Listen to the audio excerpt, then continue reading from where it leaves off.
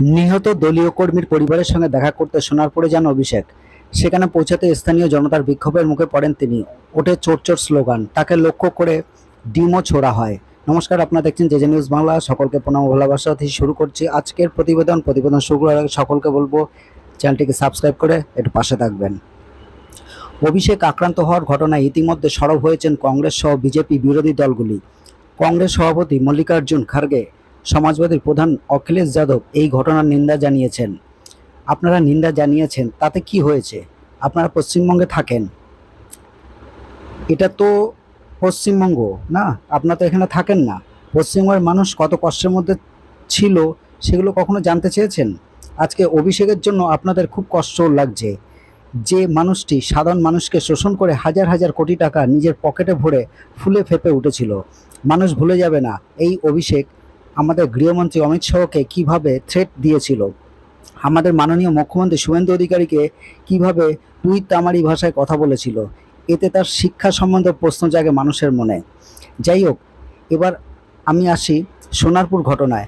Police ও কেন্দ্রীয় বাহিনী জওয়ানেরা অবশেষে বার করেছিলেন অভিষেককে। দুই বাহিনীর প্রহরায় তাকে সোনারপুরে দলীয় কর্মীর বাড়ি থেকে বের করা হয়েছিল। ওই সময়ও তার পিছন পিছন এগোতে থাকে একদল উত্তেজিত জনতা। তার মধ্যেই কোনো রকম উদ্ধার করা হয় অভিষেককে।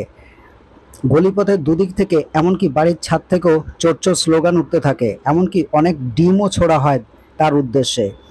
সোনারপুরে বিজেপি কর্মীর বাড়ি থেকে অভিষেক বলেন, আমার মাথা দুটুকরো হয়ে যেত আজকে। আমার সাথে 2-3 জন মহিলা সহকর্মী এসেছেন, তাদের লাথি মেরে রাস্তায় ফেলে দেওয়া হয়েছে।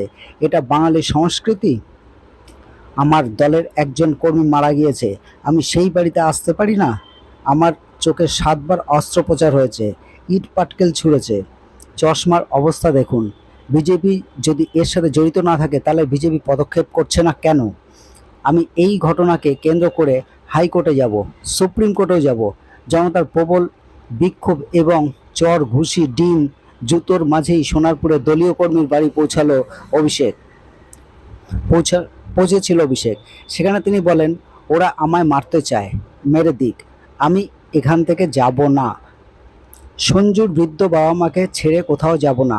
সিপিএমের রাজ্য সম্পাদক মোহাম্মদ সেলিম বলেন, উনি শত শত পুলিশের প্রহরায় হুঙ্কার দিয়েছিলেন, কোন বাপ আছে দেখে নেবেন। সেটাও যেমন গণতন্ত্রে উচিত নয়, আবার সোনারপুরের ঘটনাও কাম্য নয়। তবে বিজেপি আরএসএস চাইবে নানা কৌশলে তৃণমূলকে প্রচারের আলোয় রেখে দিতে। সোনারপুরের ঘটনা প্রসঙ্গে বেলেঘাটা তৃণমূল বিধায়ক কুণাল ঘোষ বলেন, সোনারপুরে অভিষেক বন্দ্যোপাধ্যায়ের উপর হামলা ও অসভ্যতার তীব্র প্রতিবাদ করছি। নিরাপত্তা তুলে নিয়ে হামলার জের আমরা রাজীব গান্ধীর সময় দেখেছি, আবার একই প্রবণতা। সোনারপুরের ঘটনা প্রসঙ্গে বিজেপি রাজ্য সভাপতি শ্রমিক ভট্টাচার্য বলেন, সকলকে হিংসা বর্জন করার জন্য আহ্বান জানান তিনি।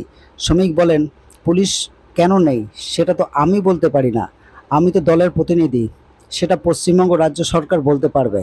অতীতে শুভেন্দু অধিকারী বিরোধী দলনেতা থাকাকালীন উত্তরবঙ্গে তাকে গাড়িতে পুড়িয়ে মারার চেষ্টা হয়েছিল বলে অভিযোগ করেন তিনি। শ্রমিক আরও বলেন, তৃণমূল আমাদের কর্মীদের সাথে যে অত্যাচার করেছে আমরা সংযত ছিলাম বলেই আজ তৃণমূল অক্ষত আছে। তৃণমূল সরকারের জামানায় বেশ কিছু উদাহরণও তুলে ধরেন বিজেপি রাজ্য সভাপতি। তবে অভিষেক ও কল্যাণ ব্যানার্জির নাটক দেখে মানুষ ফ্লপ শো হিসাবে মেনে নিয়েছেন। মানুষ বলতে শুরু করেছে, জয়সি কার্নি আইসি ভার্নি। তো এই ছিল আজকের প্রতিবেদন, দেখা হবে নেক্সট ভিডিওতে।